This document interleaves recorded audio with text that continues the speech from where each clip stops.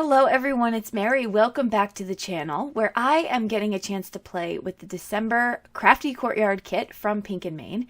As you can see, it comes in these wonderfully beautiful colors. I'm going to go over that with you and what's in the contents of the kit. So the color palette here, you'll see in a second, but you can kind of see it all coordinates as always. Pink & Main is absolutely one of my favorite kits. I feel like it's chock full, especially if you're a beginner. And if you are not a beginner, this is just some awesome stuff to add to your stash. There's a die this month, and it's winter warm wishes, and I love that because that is definitely one of those staples that you can reuse over and over, especially for winter cards. So you can do holiday cards or winter cards. Here's a beautiful paper pad right here. Really, really pretty, coordinating colors. Everything just matches so well. Some glitter cardstock. The glitter does not come off the cardstock. I know I get asked that. It's really good quality. And here is the color palette. You have Lakeside, Skyscraper, Night Sky, Evening Clouds, Flower Shop, and Sidewalk. And so what I'm going to do to make my 5 cards here is I'm going to cut down into A2 size panels of my color cardstock because I'm really going to try to use as much as I can of that cardstock that came with the kit for my projects. So I'm going to be stamping with this really big stamp set here. This is going to be Snowflake, and I love how the center portion is cut out so you can put your sentiment very, very easily. And there's a lot of techniques you can do with this. What I'm going to do first is I'm going to heat emboss with white embossing powder and do a little bit of ink blending. So I wanted to get that stamped image really crisp on there, so I stamped it twice with Versamark.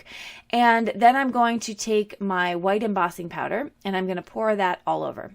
Now I'm heat setting this with my new Wagner heat tool, and this is a dual setting heat tool, so it has a lower and a higher heat set. And I always use the higher one for heat embossing. I use the lower one for kind of drying panels of watercolor and whatnot. But anyway, I'm going to go in and I'm going to do some ink blending on it now because I am obsessed with that new trendy look of colored cardstock with darker colors coming in, almost like a clouded type of look. So I take a dark purple from Catherine Puller, and I'm going to take a black soot there to get just the edges. And then I'm going to wipe away that ink from my embossing powders. You can see it resisted, so you can just wipe it up and get a really pretty white look again for your embossing. I'm going to take that same Catherine Puller ink, I believe this is called Grape Crush, and I am going to stamp Warm Winter Wishes right there in the center, and then take some embellishments of these awesome snowflakes. These are thick, so they're foam snowflakes, they're glittery, and they're adhesive. So they're just all the things, all the things you want in an embellishment. Dimension, glitter, and already sticky. So I am going to put those down and just cut off the edges. And this card is done. This one is very simple, easy to put together, a little bit of wow with the embossing and the ink blending, but really not too much effort. A lot of these cards, there's not much effort that went into them, which is fantastic around the holidays. I don't need a card that's going to take me 1,000 years to make. So even though I do appreciate those, they have their place when I'm trying to make, 100 cards. I appreciate things like this. So here I'm going to take some of this cardstock, this pattern paper cardstock, and I'm going to take out one of my label dies. I've had this die. This has to be one of my first dies I ever purchased back in like 2009. It's a Stampin' Up! One.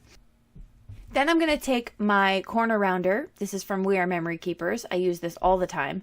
And I'm going to punch out with the 1/2 inch corner rounders there on the other pattern paper. And that's just going to soften that look quite a bit.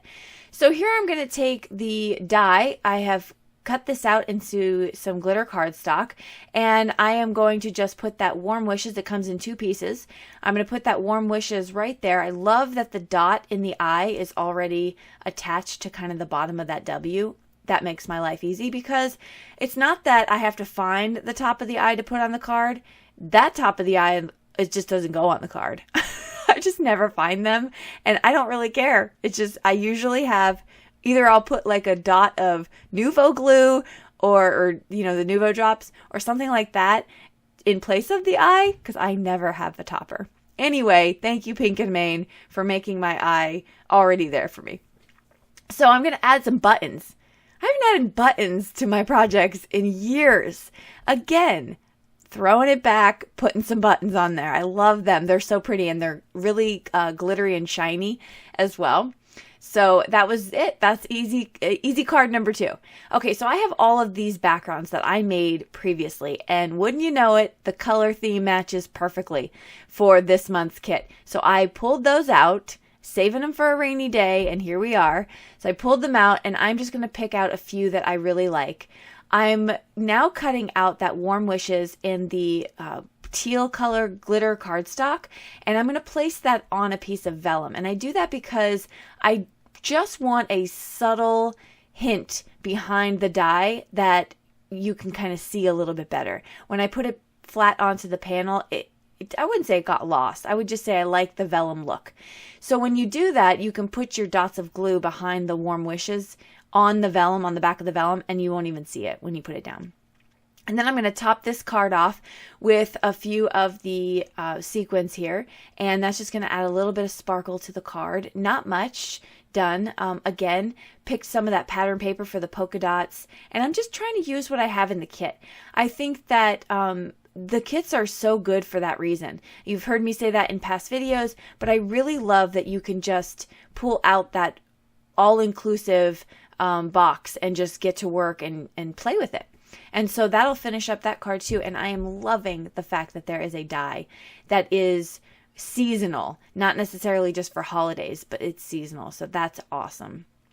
Okay, next one. I'm going to take some leftover of that purple cardstock with the polka dots, and I'm going to cut out the die with that.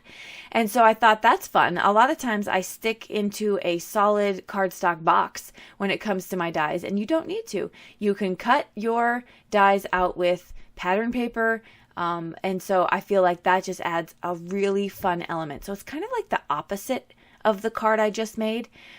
So I really like that too. And this card set, it can be a set. So you can actually put them all together and they coordinate and they match. So if you wanted to make them for gifts, that's an option as well. So I have to tell you, as I'm putting this together, use some of that twine and then a button for embellishment. When I picked out this card kit, I opened it up and not picked it out when I received it. I opened it up and I looked at all the elements, and I was like, oh yeah, this is easily a kit I can make 50 cards from. And all I would have to do is throw in some extra cardstock.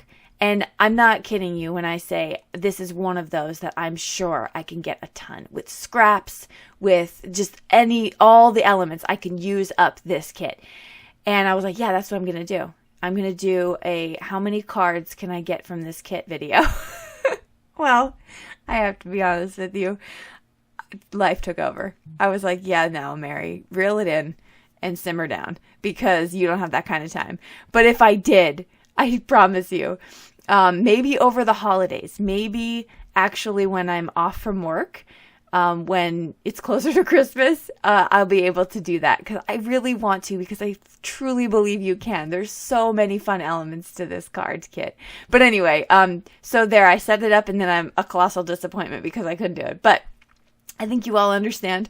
A side note too, why I'm so busy as well. Adia started playing in tournaments. And so we're trying to up her points so she can move to the next level, because she's been trained on a little bit more of an advanced level. But of course, you can't just jump into the advanced level. You have to work your way up. And so we're trying to get her into these tournaments to get experience, to have fun, enjoy it, and then to kind of move her to where she's more comfortable playing. But anyway, we've been going to a lot of tournaments lately. And so I'm just extra busy. So anyway, okay, back to the card. Right here, I am heat setting, and I kept all this in because why? It's magical. That's why. Because I sped it up, but you can still see how fun this is. And I have to tell you, this heat tool is amazing. The hotter it gets, ready for an obvious statement, the faster it heat embosses. It's amazing. So although that was sped up.